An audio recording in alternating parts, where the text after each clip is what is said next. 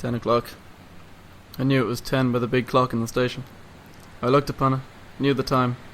It was 10, and wondered why anyone would wish to divide up the days into hours and minutes and seconds, in the smaller increments. My mother was holding on to me, my sleeve, or me onto her sleeve, and she muttering about being late. It could not have been us late for the train, nor the train for us. We were already there, and the trains don't run for us.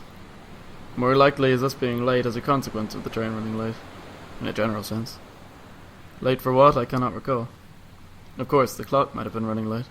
It might not have been 10 after all. We must presume it was. We must make allowances for that kind of thing.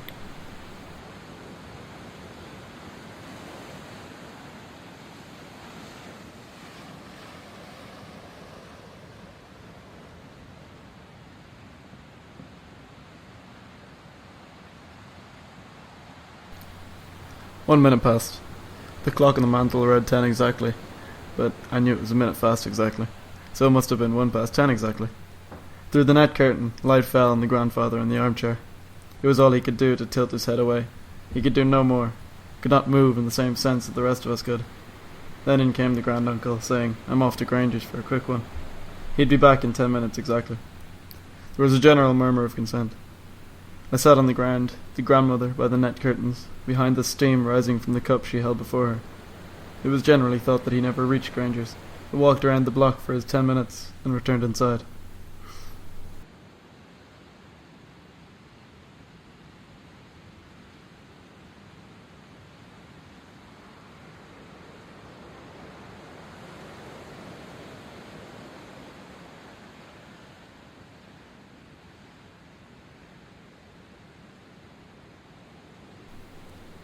Two passed in the aunt's garden.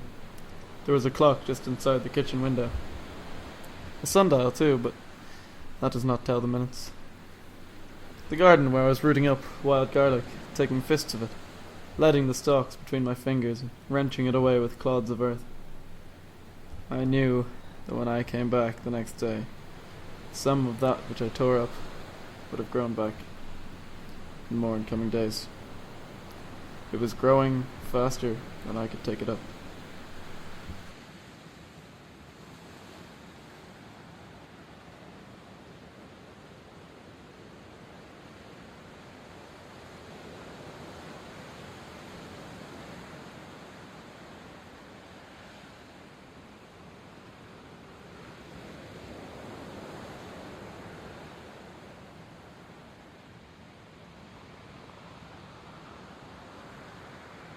Three past 10. The wall clock was reflected in the mirror. I held the two ends of a tie in my two hands, closing my eyes, relying on muscle memory. No good through 3 attempts. It's the kind of thing that you forget on that kind of night. I sat down, stood up, ran the hall, gave 3 raps on the door, opened it on the 4th. She took the tie, tied it, let me go. I lingered for 10 seconds in the doorway. Back in my room, I sat down to watch the evening laying itself down upon the city. 100 black-clothed figures crossed this way and that across the square beneath my window.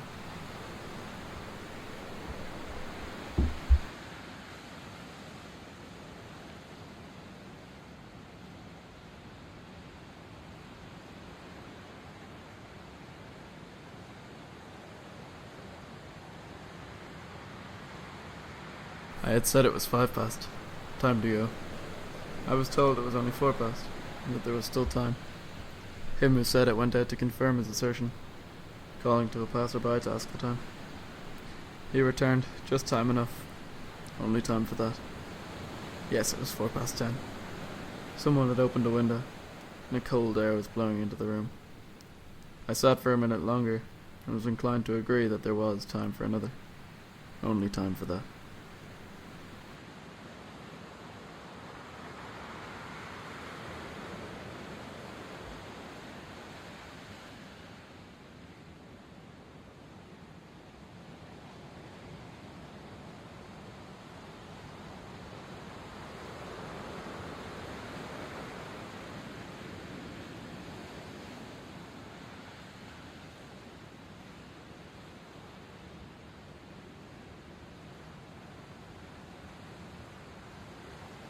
10.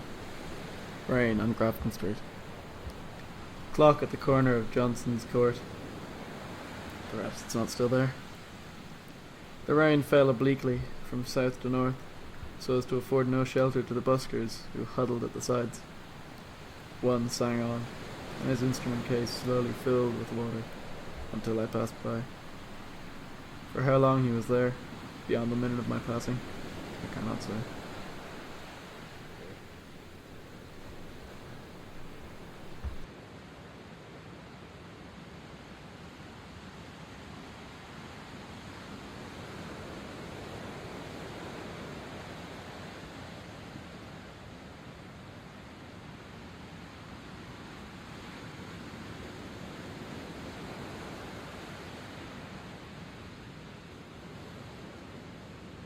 Six past on Moore Street.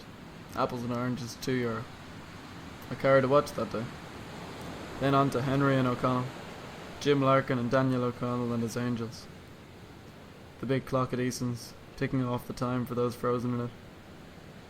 Moore Street to O'Connell Street, out of the living into the dead. The living crying apples and oranges, the dead, cockles and mussels. Trade unions, home rule, Catholic emancipation. A murmur of voices in the Dublin tongue. That which bronze statuary cannot contain. Cockles and mussels, apples and oranges.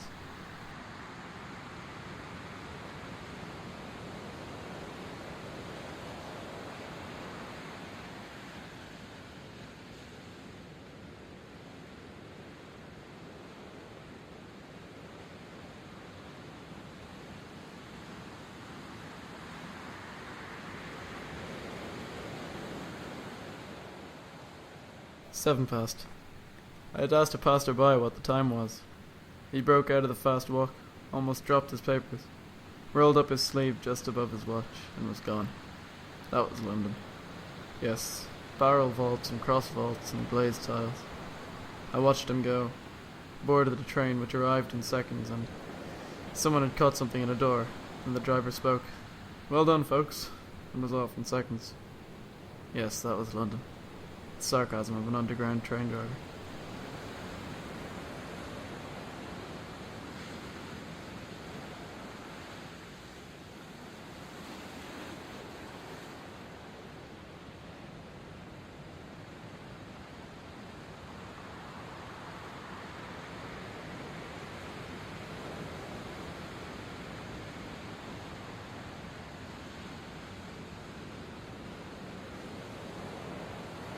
What was it?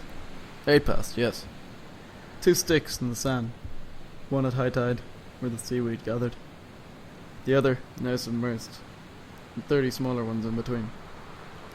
The line of the water was at the 8th, so I knew it was 8 past. I fancy the toing and froing of the waves up and down the beach counted out the seconds, as the ebb and flow of the hours and minutes, and the sun the days. So I reckoned the time from sun and moon both, and tomorrow or the next day those sticks in the sand would be washed to sea, and the slack of the tides would carry them to where someone like me would plant one in the beach and say, there the water was, and here the water is, here at my feet.